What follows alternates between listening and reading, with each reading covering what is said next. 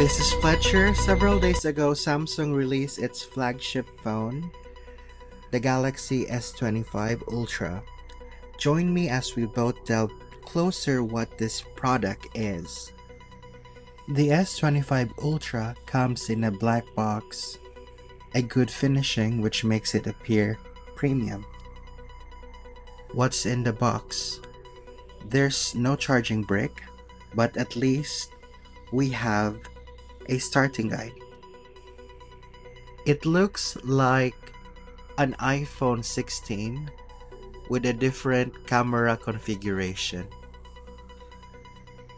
It still comes with an S Pen, but not Bluetooth enabled, and the edges are much rounder.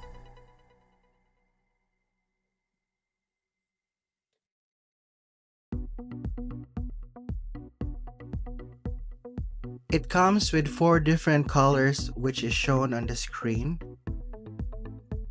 And if you order from the Samsung website, you get 3 exclusive colors. Comes with a more powerful camera than the S24 Ultra and better than the iPhone 16 Pro Max. It has an upgraded chip processor. It has a larger display and a sharper screen, and it's slimmer than the previous model. It has the same size as the iPhone 16 Pro Max. It also boasts of a longer battery life than its predecessor, but the iPhone 16 Pro Max has 33 hours battery life. It's water resistant and dust resistant with IP68 rating, almost the same as the iPhone 16. The S25 series comes with a lower tier variation such as the S25 Plus and the S25. Now going to where I give my insights.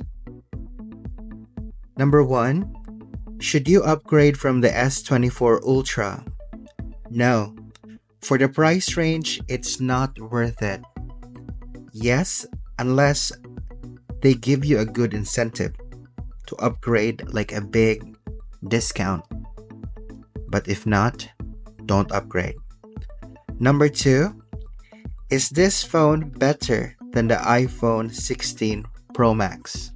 I'm going to give you 3 takes. Number 1, it has a better camera, way better than the iPhone 16 Pro Max. Number 2, it is $200 pricier than the iPhone 16 Pro Max.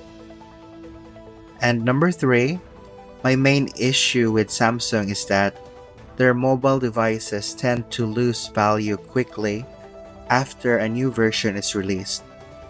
Those are my 3 takes to help you ponder. I will leave a link in the description below where you can browse the S25 Ultra and pre-order to get a discount from Samsung. Thank you for watching. Please subscribe.